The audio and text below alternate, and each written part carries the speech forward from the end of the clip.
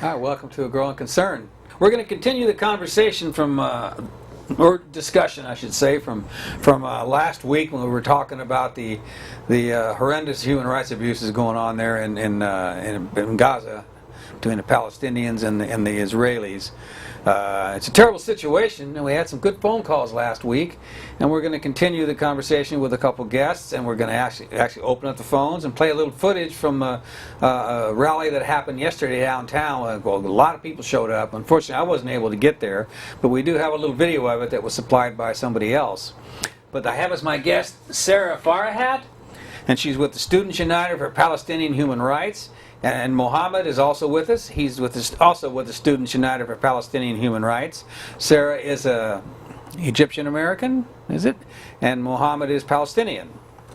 And first, if either one of you want to talk just a little bit briefly about Students United for Palestinian Human Rights, it's a Portland State University organization? Yes, actually it's Students United for Palestinian Equal Rights, which stands for SUPER. So most people call it SUPER. Yeah, SUPER.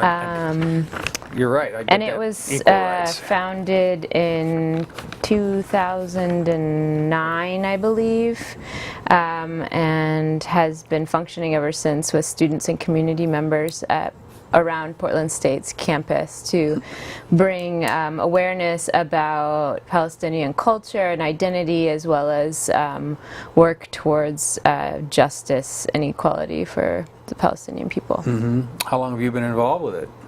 A couple of years. A couple of years. And how about you, Mohammed? Have you been with it for a couple of years as well?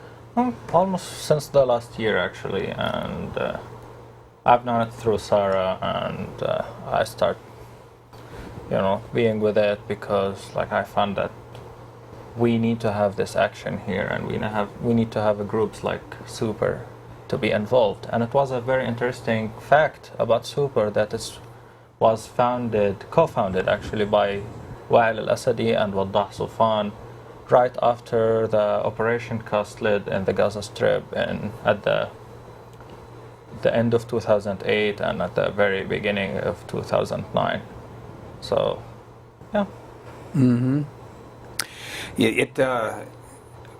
As long as I've been covering this, and then I've had folks come on the show before, the SUPER was always one of the major players in that, and it's an important organization, and it's doing good work. And the first person you mentioned, I think, was the person that introduced at the rally last week. Yeah, I thought I recognized that name. So it's a large subject, and it's a subject that I sometimes don't feel really comfortable talking about because I don't know enough about it, which is part of the reason I'm bringing both of you in here. So I take it that you're Egyptian American. Were you born in Egypt, or you were born here? I was born here. You're born here. You seem much more comfortable with the language than Mohammed. You've only been here, I think actually, folks remember the video that we played last week. Mohammed was one of the speakers there, and you said you had been here 2 years? Almost 2 years, yeah. Oh, 2 years. And were you here as a student then? Yeah, I came as a student. I just graduated, actually. I graduated from master's degree in critical theory and creative research at the Pacific Northwest College of Art. And now I'm spending my time volunteering between KBU and the Museum of Contemporary Craft and the IMEMC, like the International Middle Eastern Media Center. Mm-hmm. So, are you a journalist then? In sense, and I'm more involved with politics and art and criticism. More in. Well, it's a large field. Yep. So, and also since we're on you mentioned KBU, and you also have a program on KBU as well then. Yes, it's called Active Listening. Active Listening on Thursday nights? Thursdays 10 to midnight. 10 to midnight. That's why I probably have never heard of it. It's a little bit late. That's a good time to kick back, and you have music from around the world then? Mm-hmm. All right. What did you play last night? Actually, last night was pretty much dedicated to Palestine, so I had a lot of songs that had some reference to Palestinian people and to Gaza, and and you can catch the playlist. It's on KBU. KBUFM.org, I think is what it is. Yeah, KBU.FM and then /active listening, and you can find the podcast is up for another 2 weeks. So. All right. Well, so there's so many places to start. I mean, since you're born in Palestine, then I take it that you, or at least you're Palestinian, I should say. I don't know if you were born in Palestine. Definitely. You more than likely. So you have been there during, because this is the third incursion of the Israelis into Gaza. Mm-hmm. So you have been there for those other ones then as well. I've been in Palestine like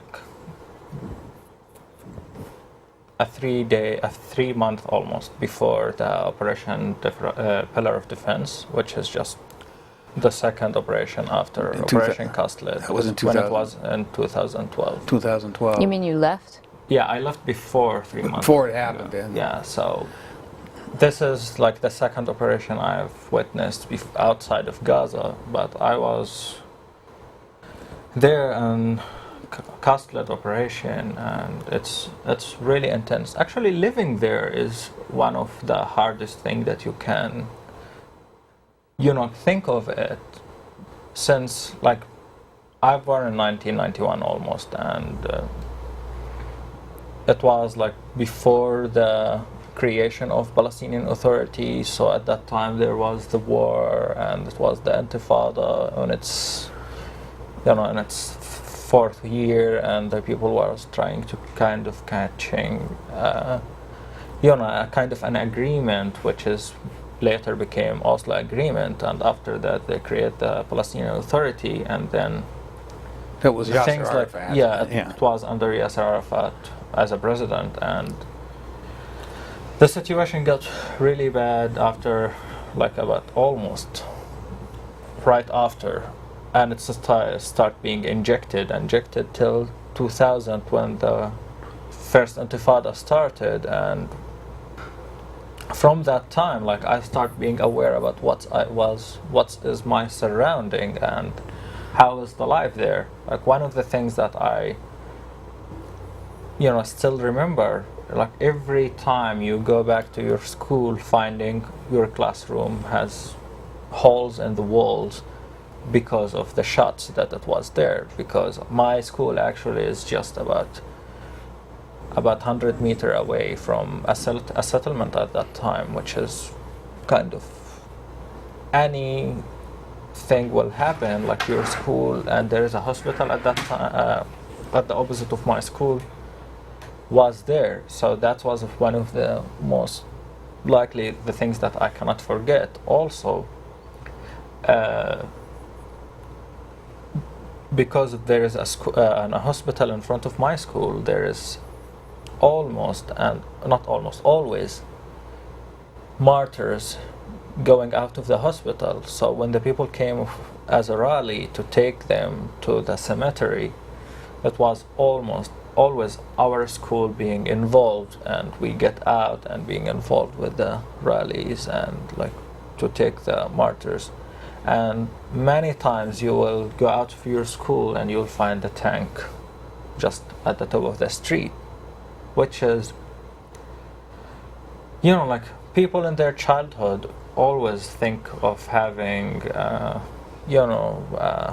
toy, having, going to the sea or going to the playground, or, like having a very, very suitable life at some point.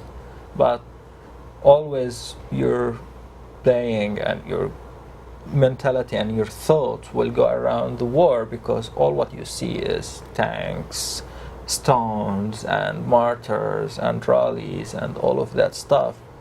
And not that it's related to your school life, but also it's related to your life at your home, at the street, when you go to buy your groceries, and when you go to all the everyday life actions that someone could do. I wanted to clarify one thing. When he's saying tanks, this means Israeli tanks, and Well, also I took it to mean that, but well, just for viewers the may not know that. And the martyrs are people that were killed by the Israeli military. And right now there's what are they up to, almost 800? The latest I number. In terms of the people that have names attached to them, it was 771, but the number is much higher than that, I'm sure, of people that have not yet been identified. And that is that from the Palestinian Authority or whatever? Is that from Human Rights Watch or that number? That number comes from International Middle East Media Center, and they've also reported 5,700 injured. So even though the number is much less, although still egregious, of deaths, there's so many injured and many children and women and elderly people. It was a fairly high percent of children and a very high percent of civilians, as I recall. Yeah, Mohammed got some very bad news right before he came here tonight. Having to do with your family. Having to do with my neighborhood, actually. And let me start with the names and the numbers, actually. Before I came here, I was looking at the site of the spokesman of the Ministry of Health in Palestine in the Gaza Strip, and the last numbers were like 866 people who had martyred and 5,746 people have injured. The majority of the both numbers are women and children and elderly people, and most likely just about 70% or more are civilians. So this is kind of number that we have right now, and the last list was mentioned by him as well. It was like 788 people. So I hope this menu will not be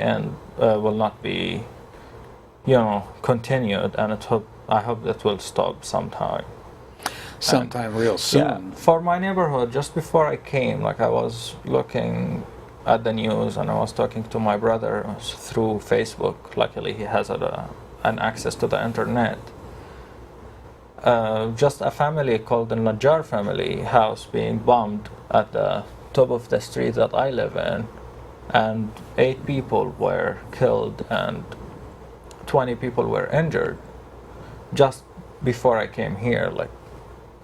And that was like I think it was 5:30, and that means that the time is 3:30 after midnight.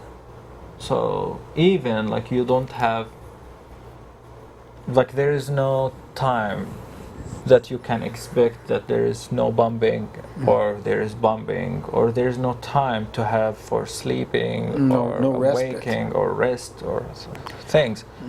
And all of that affecting mentality, like I always say, what we see now on the media, on the social media, and all of these, communication devices is really horrible. But what we will see after the war is really more horrible, because we will start exactly realize what exactly happened. What's the story behind every martyr and every injured, and what's the story behind every house? So I don't know how I could tell how horrible it is there.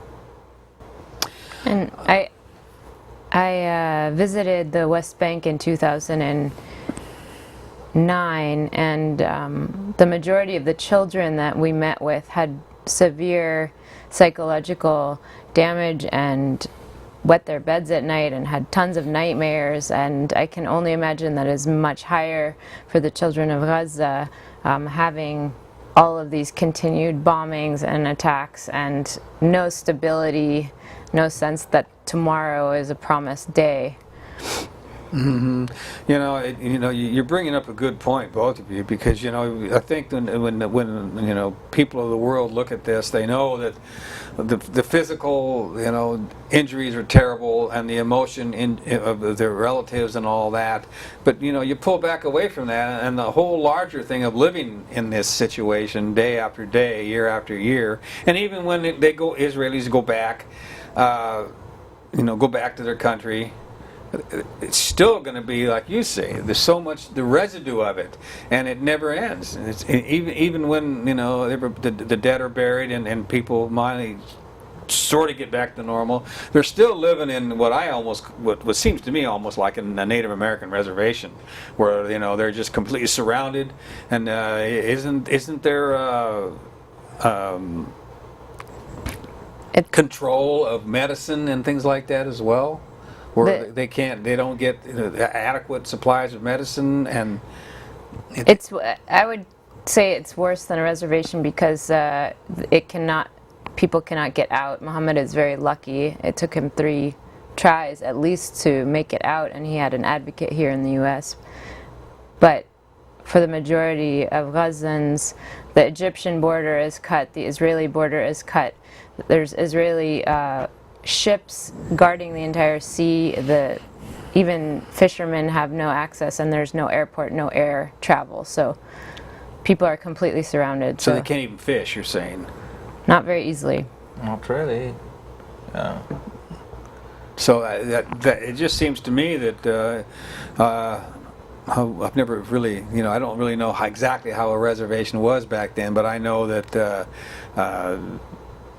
they were given the land that was really pretty much useless. So they couldn't really, maybe they could hunt and fish a little bit on that land, and they were dependent upon the government for a lot of their food and blankets. And it seems to me like, I don't want to draw the parallel too closely, but it seems to me that over there, the Palestinians, they can't even travel freely. I understand. Yeah, and actually, for me, the best, terms, if you want to talk about terminology, it's a real open-air prison. Mm-hmm. Because rather than a reservation, maybe that's a better way of looking at it. Open-air prison, because even fishing, like you don't have the right to fish more than 2 miles. And if you get to the edge of the 2 miles, you will be in a dangerous. 2 miles from shore. Yeah, 2 miles from the shore, and also like the boats that the people use it is a very, very, very ancient boat, so it doesn't have this, technological and modern technology that it will help people to navigate and all of that. Like all of their helps is like a very, very old motor, or what do you call rowboat. Yeah. Mm-hmm. So that's the way in terms of fishing, and many people, like a big number of the martyrs, that it's make the situation really hard on the Gazans. Like every month or 2, you will hear about a fisherman who has killed in the sea while he was fishing, like to bring some fish and sell it to bring some money to his children and his family.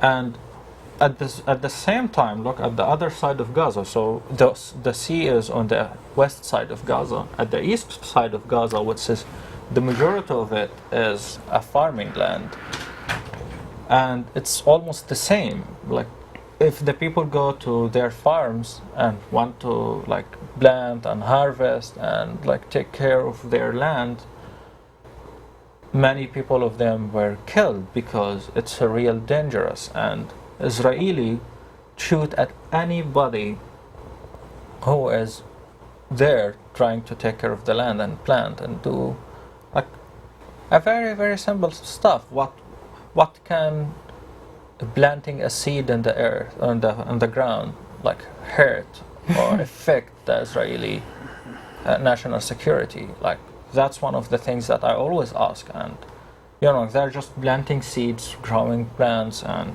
harvest them. And now, like the people cannot go there unless they have people from the international community, which is like usually from ISM, if some people were lucky to be there. ISM is the International Solidarity Movement, and if they were there, like the people of that organization will go with the farmers and stay with them. And that wasn't enough for the Israeli to stop shooting. There is videos on the internet, and there's a story I've heard about that the Israelis were shooting at the farmers while the international people were there. Mm-hmm. Yeah, So- you can see YouTube videos of this all over the place. And this is not the only story about the international people who were in Gaza and being and after that ignoring them, and even they wear a very, very like visible suits. Real obvious, Yeah, but they were being shouting at people, and one of the most like appeared or visible example is Rachel Corrie actually, and that was back in 2003 when she was bulldozed, or the bulldozer. Rachel Corrie. Yeah, right. like, went in front of her body like for on her body for 2 times. Yeah, they went And over she and was backed up. yeah, and she was wearing a visible. I've seen photographs. Yeah, and it was having a mic saying to the bulldozer that this house is safe and we don't want you to bomb it and we are here to protect it. So the bulldozer did not ignore it and just Went right over the top of her. ran over the top of it. And actually, what is really sad, when you discover that this bulldozer is an American industry, Caterpillar. Yeah, that I was going to bring that up. This would not be going on if it wasn't for the United States. I mean, we give them equipment, but we also veto any type of sanctions against Israel. Yep, here in Oregon, both Merkley and Wyden voted for the resolution 498 that Lindsey Graham just floated by a few days ago to give Israel unilateral right to do what they like against Hamas. I didn't know that. Yes. Well, I know that Merkley and Wyden were both pretty pro-Israeli, but I hadn't heard about this particular thing by Lindsey Graham. 100-0 vote in favor, and in the Senate, then, yeah. In the Senate, and with very little resistance. Both Merkley and Wyden signed on within the first 24 hours. And so you said 100. That's all there is. So it was basically unanimous then. Yep.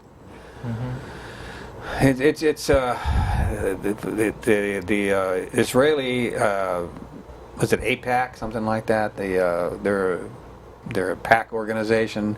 It's very powerful in this country, and it just seems that even though that the CNN and MSNBC covers it, I was just catching something on the radio coming in, and I just caught the tail end of it that they are very, the upper echelons of, was it Comcast, who now owns them, MSNBC and NBC, are very, very pro-Israeli. In fact, some of them even not rally, but they also, they deliberately, purposely work in support, not just doing their job at Comcast, but they work to support that. And so, that's got to be showing up in their coverage. Well, you can see what's happened in the last week or two. There have been 3 or 4 different reports coming from major news networks where they showed pictures of Gaza and then reported it as bombs raining down on Israel, and had to rescind their statements about a few days later when people looked at it and said, clearly this isn't what happened to Israel, this is in Gaza. So that's happened to NBC and CNN, maybe even Fox. I can't remember. I wouldn't be surprised. But one thing, going back to what you were saying about AIPAC, we actually met with one of Merkley's top chief of staff, I believe, last week as we were protesting his decision to sign on to this resolution. And she told us that he makes decisions on his own and is not swayed by monetary support. So according to her reports that AIPAC doesn't have anything to do with Merkley's decision making, so I would like to know what actually does. What actually does, yeah. And he has been to the West Bank, so he's seen how bad it is there. I don't believe he's been able to go to Gaza or made the effort to do that. I hope he will do. So you say the West Bank. Now, West Bank is part of Gaza, or a West Bank is another word for Gaza? No. In case the viewers aren't. The West Bank is the eastern side of close to the Jordan River, and the majority of Palestinians that are with. I mean, Mohammed, you want to take this one?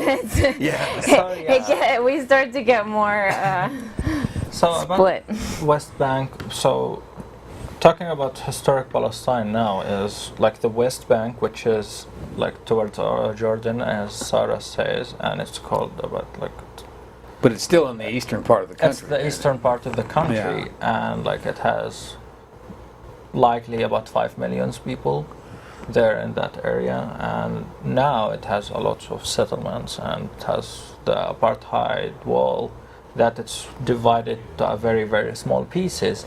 And on the west side you have the Gaza Strip, which is a very, very small piece of land that has like it's about half mile square, or actually less, and it's like the very closest neighbor is Egypt and what it's called now Israel, and there is no other place for them to go. And actually this is something important to talk about. I'm a Palestinian. I live most of my life in the Gaza Strip. I haven't been able to go to the West Bank. You weren't permitted to go. I haven't, yeah. And I wish. And it's called my homeland. Forget about all the arguments that it goes like one state, two state, whatever state is.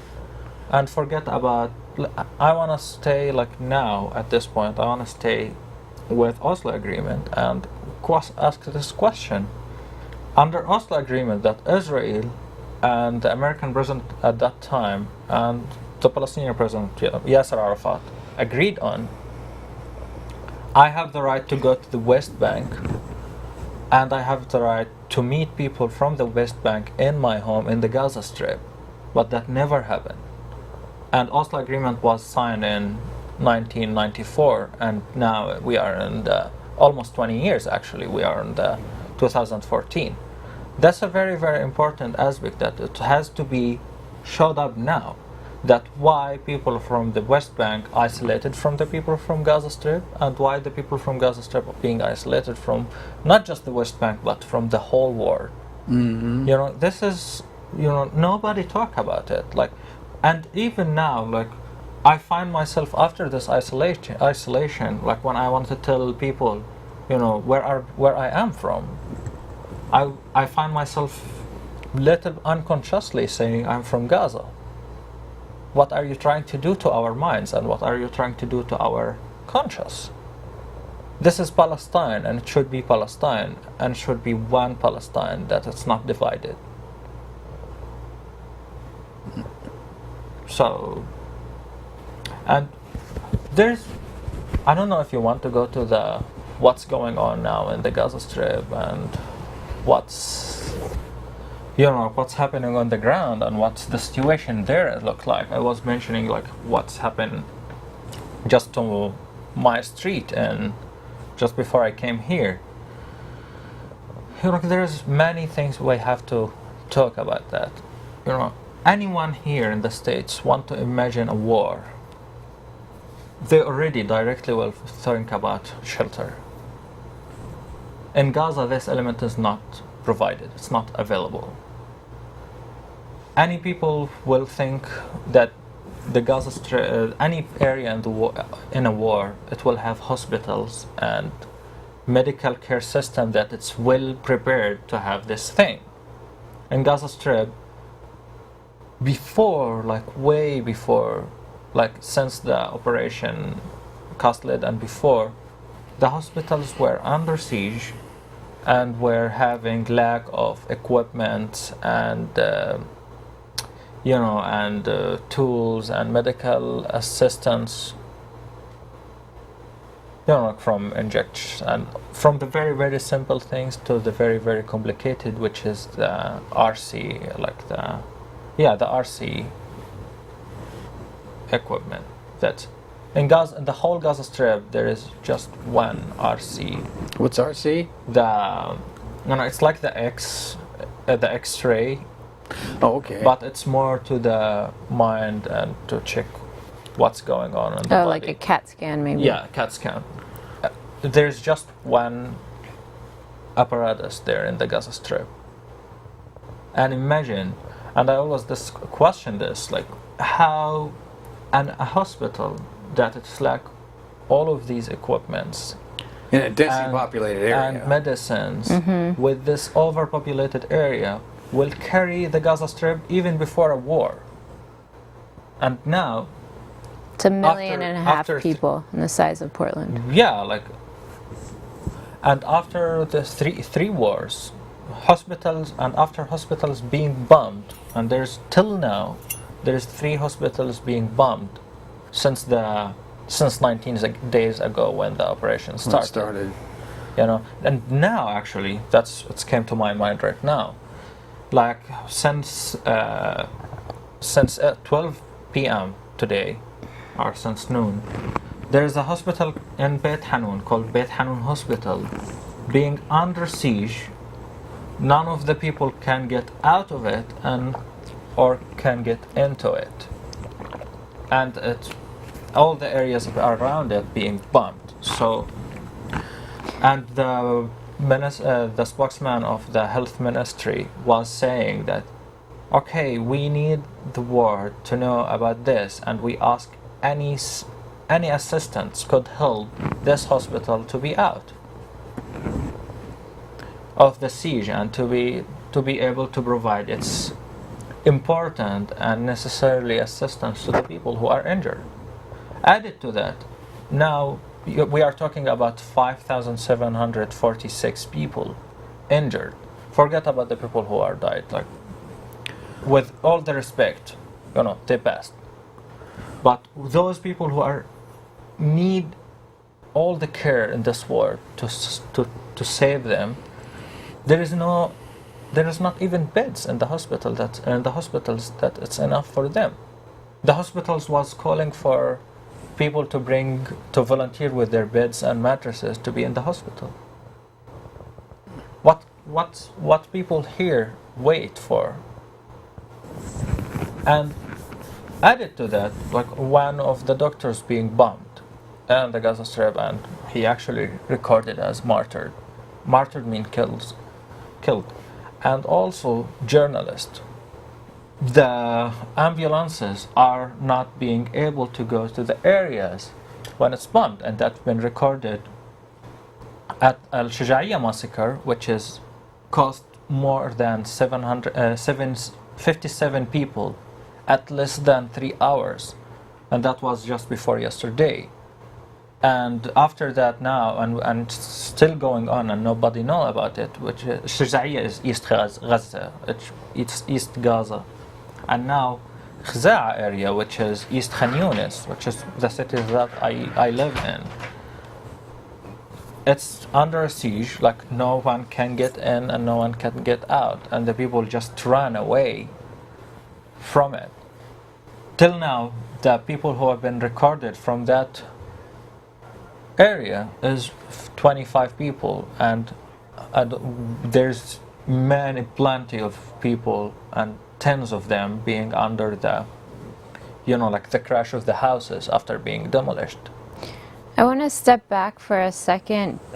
If people are unclear as to when this started 19 days ago, before that there were 3 Israelis that were kidnapped and found dead in the West Bank, and this was known about. They knew, the Israelis, this has been uncovered, the Israelis knew that they were dead and continued to create sort of a witch hunt atmosphere for them, and used that as a precursor to start bombing Gaza, where Hamas is based. And then 5 hours ago, the New York Times just published something that said that that there is no evidence that Hamas had anything to do with these 3 kidnapped Israelis, and that top Israeli officials knew this as well.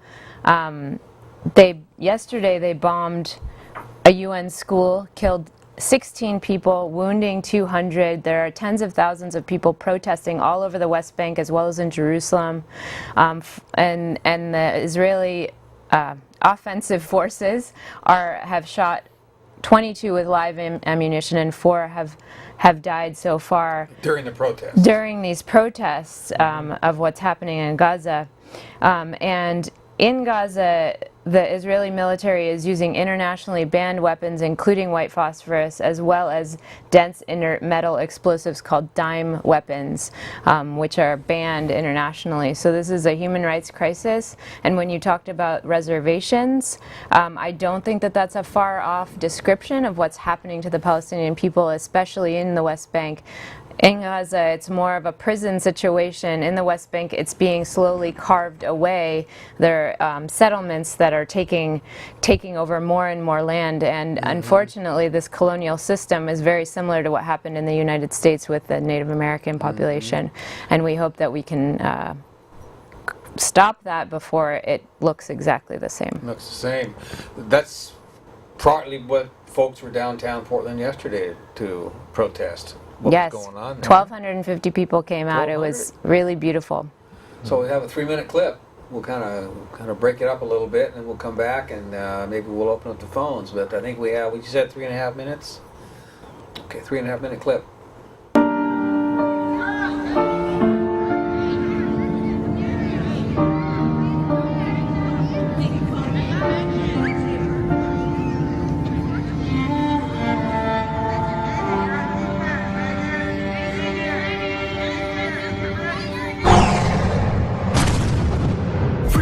Palestine, freedom for Gaza, freedom for every child, mother and father who are being bombed by the bombs of Obama. I'm bursting out tears while you're bursting out with laughter. Freedom for Palestine, freedom for Gaza, freedom for every child, mother and father who are being bombed by the bombs of Obama. I'm bursting out tears while you're bursting out with laughter. Free Palestine and lay down your weapons. This is for the innocent souls that went to heaven, cause what happened in America on 9/11 happens in Palestine 24/7. Sing it, free, free Palestine, free, free Palestine, free, free Palestine, free, free Palestine, free, free Palestine, free, free Palestine, free, free Palestine, free, free Palestine. You might think carrying a weapon makes you tougher, but in Palestine, kids carry weapons to protect their mother. I don't mean guns or bombs, I mean stones. They throw them at tanks, but the tanks crush their bones. They shoot against unarmed people with guns and drop bombs on moms right in front of their sons. So why import Israeli products? I would deport them. Killing the innocent, I will never support them. The Zionists and Jews are different types of people. The Jews ain't bad, but the Zionists are evil. Even the rabbis know the Zionists are crazy. We take life for granted, but they're killing newborn babies. Freedom won't be achieved until they feel the same pain. Palestinians shower tears pouring down like rain. Every word is a fact, not one was an opinion. When I say free Palestine, I'm talking for billions. Free Palestine and lay down your weapons. This is for the innocent souls that went to heaven, cause what happened in America on 9/11 happens in Palestine 24/7. Sing it, free, free Palestine, free, free Palestine, free, free Palestine, free, free Palestine, free, free Palestine, free, free Palestine, free, free Palestine, free, free Palestine. Israel is funded by many, including Obama. Then just say that the bigger threats came from Osama. That's not true. Most of that stuff is lies. They don't show how hundreds die overnight. Can you imagine if that was one of us? Houses, families all blown down to dust. Many being kidnapped and virgins being raped. Many have been injured but none receive any aid. Is taking a life really worth it for just some land? Those who drink from Starbucks surely don't understand. More Israeli goods being sold means more weapons, more bullets that kill Palestinians every second. Freedom won't be achieved until they feel the same pain. Palestinians shower tears pouring down like rain. Every word is a fact, not one was an opinion. When I say free Palestine, I'm talking for billions. Free Palestine and lay down your weapons. This is for the innocent souls that went to heaven, cause what happened in America on 9/11 happens in Palestine 24/7. Sing it, free, free Palestine, free, free Palestine, free, free Palestine, free, free Palestine, free, free Palestine, free, free Palestine, free, free Palestine, free, free Palestine.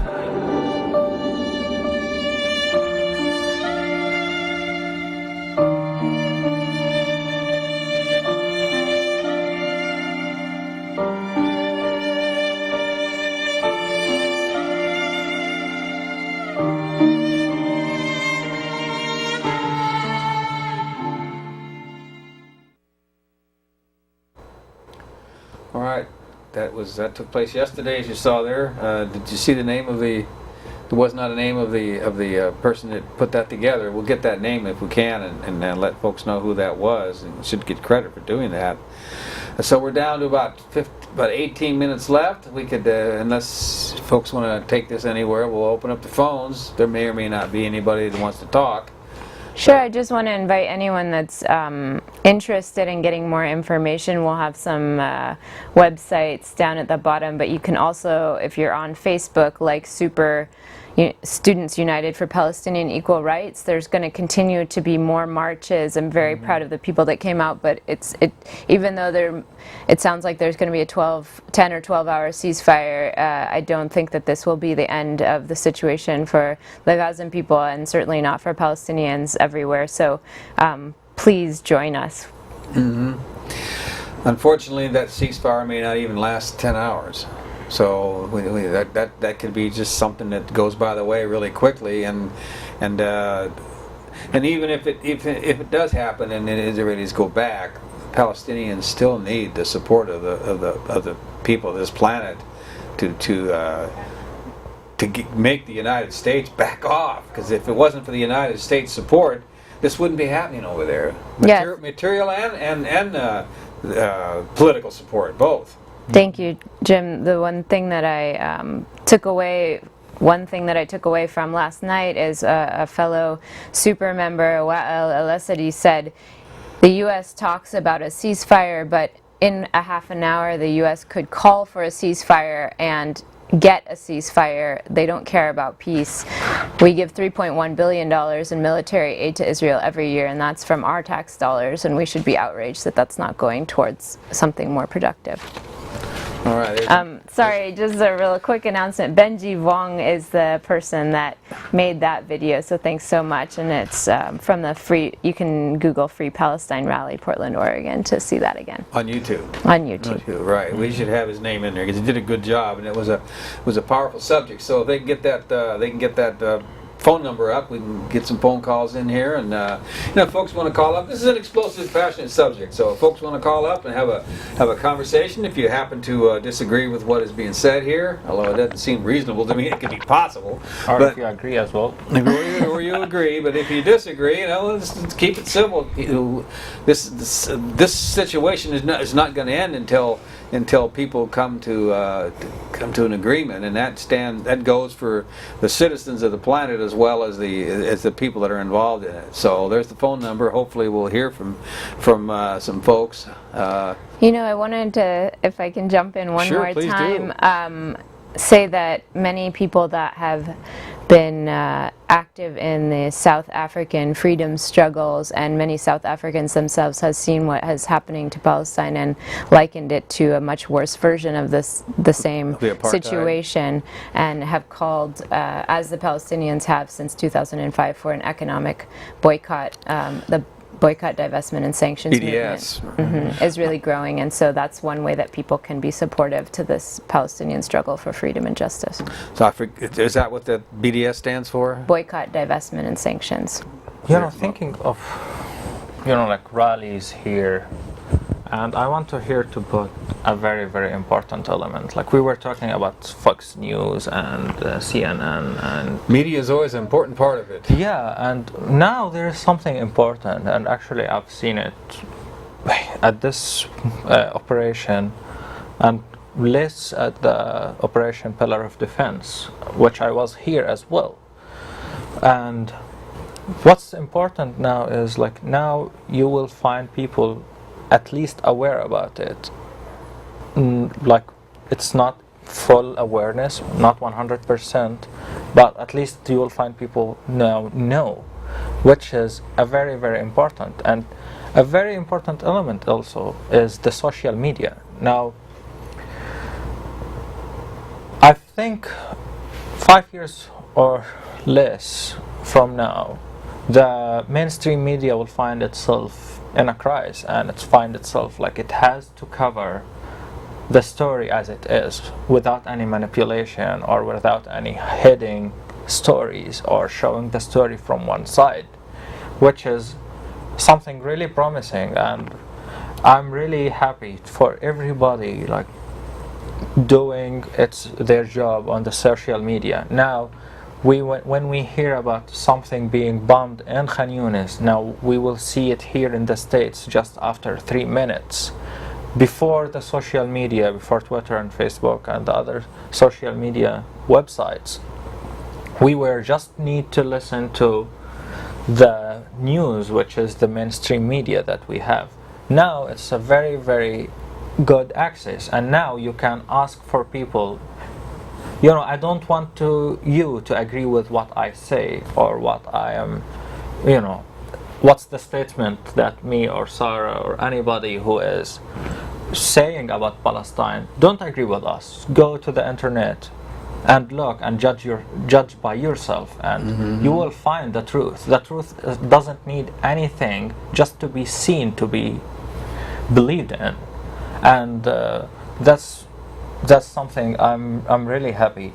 Also, the growing and people who are became aware and supportive and have the will to come to the protest are like much more. Like I remember Wael was saying, we were protesting in 2009 at the New Year here in the Pioneer Place, but the number now is much bigger after 4 years. And the number will be bigger because the truth is the truth and no one can deny it.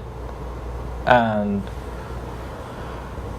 you know, like Israel is doing like massacre now, and it's did many massacres along of its history, but by its massacres, like actually it support and it support the people knowledge about it here, because, and I'm really sorry for that, people need a shock to realize what's going on. Like for example, Operation Castlet created super in Portland and created super in many different places in the US and SJP, you know. Before that, you know, there were kind of Palestinian solidarity movements in the States, but now it's much bigger than any time before. And it's now we have people to hear us, and we have all these facts and videos and articles and stories and news, and you know, we can tell, and we have the right to defend every human that is unarmed, to be protected and to have his or her life without any, you know, bothering, you know, not just being killed or injured. You have the right to live without fear. Yeah, I think what Muhammad is saying is when you kill 4 young children playing soccer on the beach in front of an NBC reporter, there's no way you can really hide that. No. And I've always said on this program that if the media did their job, it'd be a different world.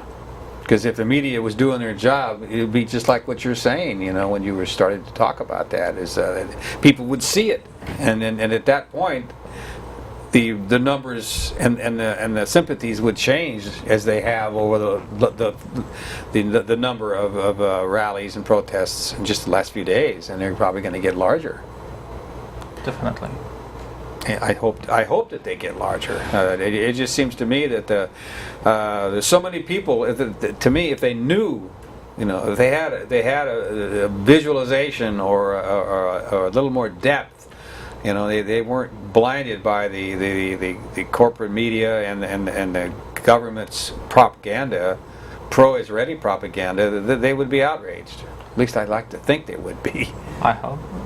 I think if folks are interested to learn more, because there is so much misinformation through the U.S. media over time, I think filmmakers have been doing a really good job at showing what's happening with the occupation. A few years ago, 5 Broken Cameras was produced and nominated for an Oscar, and if anyone wants to watch that, it really showed very well what is happening in the West Bank. Also, books like The Lemon Tree by Sandy Tolman really speak to the issue of the right of return, because many Palestinians still hold the old keys to their houses. Many of the people that live in the West Bank and Gaza are refugees from places inside of Israel what is Israel today, and still hope to return to their homes that now have Jewish people living in them, Israelis living in them. That brings up something I wanted to talk earlier. You were mentioning the settlements. Now, you could probably both you could speak to this. Now, I've read that a lot of these settlements have been these places have been settled, and they're totally against the original Oslo agreements or whatever agreements that have been made in the past, and they're totally illegal as far as agreements that have been made between the relative parties in this, and nothing's being done about it. And that's because the United States blocks any movement in the United Nations, I understand. Is that correct? There's actually subsidies for people to, Israel pays people to come and live inside of the settlements. So there's actually incentives for people coming from outside Outside the country? outside the country. A lot of people that have hard economic situations in different places in Eastern Europe come and move there with no cultural context. Just to bolster up the population. Yep. And that works. And nothing is being done about this. And this is... Yeah, and actually it's being increased. Like the number is increased. Until now there is building new settlements over and over all the time. Which is something that it was, like many people say, is like why people did not reach peace till now. Okay, ask Israel. Definitely, like the settlements, like let's talk about the last few years. Like one of the things that it dropped the negotiation, and I have my own opinion about the negotiation, but let's talk hypothetically. One of the things that it's make the negotiation being dropped and stopped all the time is the settlements, and the Palestinians says to Israel, like, we cannot do any negotiation except unless you stop the building of the settlements, and Israel doesn't do anything. And speaking of the international law and the legitimacy of these the Palestinian land that's been stolen, is the apartheid wall that has been created around them, which takes a lot of land even around them. So they are not just taking the settlement, they take the surrounding of it and the access to it. Yeah, and they take the access to it, and all of that will be around and built around it like apartheid wall. And this wall is not a normal wall. Like, it's from 9 meters to 12 meters high. So that's like 27 to 36 feet.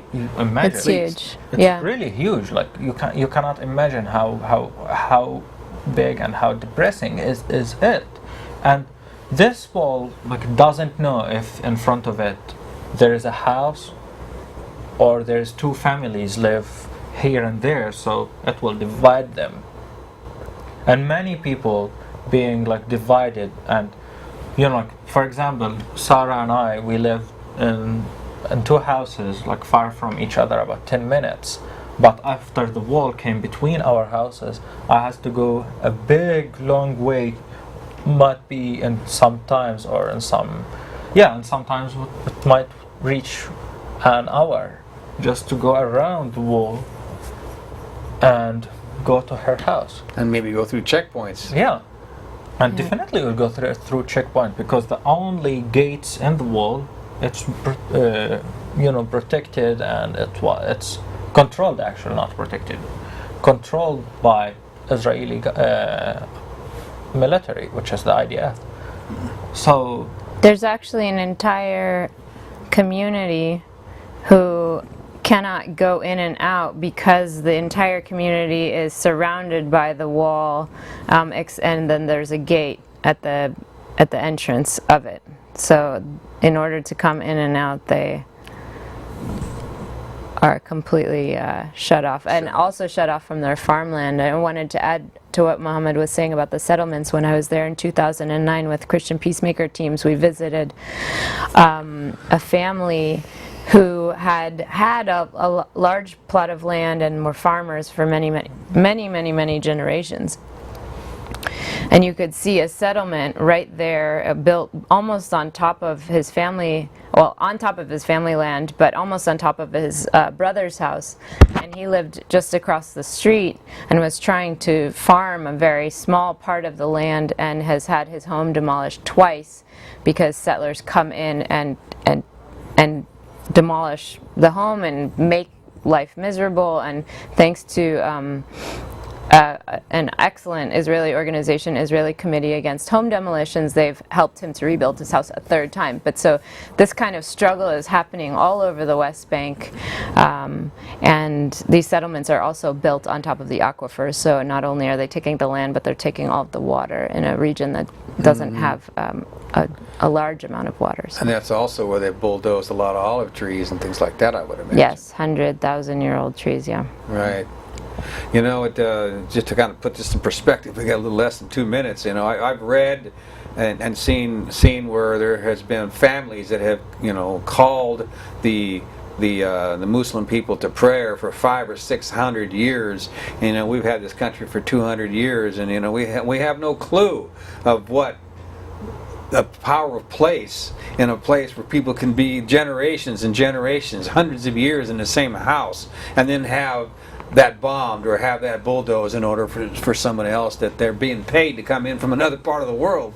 It's you know, these are the details that we do public access for to get out. So we're down to about a minute. I don't know if anybody has anything they might want to add to this.